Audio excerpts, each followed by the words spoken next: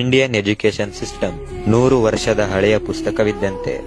ಅದರಲ್ಲಿ AI, entrepreneurship ಮತ್ತೆ job ready skills ನಂತ ಪದಗಳೇ ಸಿಗೋದಿಲ್ಲ.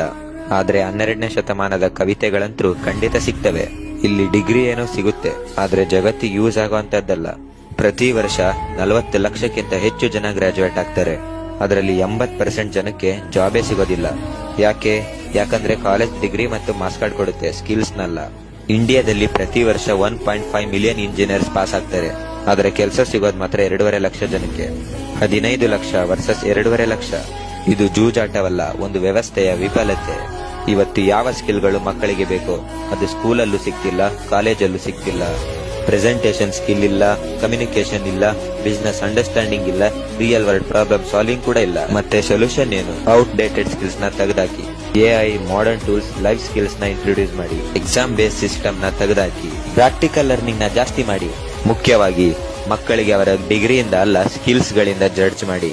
ಎಲ್ಲಾ ಮಕ್ಕಳು ಟಾಪರ್ ಆಗಕ್ಕಾಗಲ್ಲ, ಆದ್ರೆ ಎಲ್ಲಾ ಮಕ್ಕಳ ಹತ್ರ ಒಂದು ಯೂನಿಕ್ ಸ್ಕಿಲ್ ಇರುತ್ತೆ. ಅದೇ ಅವರನ್ನ ಮುಂದೆ ಕರ್ಕೊಂಡೋಗೋದು. ಆಂಟ್ರಪ್ರಿನರ್ಶಿಪ್ ಮತ್ತು ಫೈನಾನ್ಸಿಯಲ್ ಲಿಟ್ರಸಿ ಇವನ್ನ ಸಿಲೆಬಸ್ ಅಲ್ಲಿ ತನ್ನಿ. ಯಾಕಂದ್ರೆ ಮಕ್ಕಳನ್ನ ಕೆಲಸ ತಗೊಳ್ಳೋರಲ್ಲ, ಕೆಲಸ ಕೊಡೋರಾಗಿ ಮಾಡಿ. ಒಂದ್ ವೇಳೆ ಈ ಎಜುಕೇಶನ್ ಸಿಸ್ಟಮ್ ಬದಲಾಗಲಿದ್ರೆ ಮುಂಬರುವ ವರ್ಷಗಳಲ್ಲಿ ಭಾರತ ಕೇವಲ ಡಿಗ್ರಿಗಳನ್ನು ರೆಡಿ ಮಾಡುವ ಫ್ಯಾಕ್ಟರಿ ಆಗ್ಬಿಡುತ್ತೆ.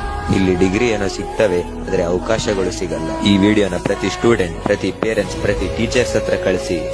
ಯಾಕಂದ್ರೆ ಬದಲಾವಣೆ ಎಲ್ಲೋ ಹೊರಗಿಂದ ಬರಲ್ಲ, ನಮ್ಮಿಂದನೇ ಪ್ರಾರಂಭ ಆಗ್ಬೇಕು.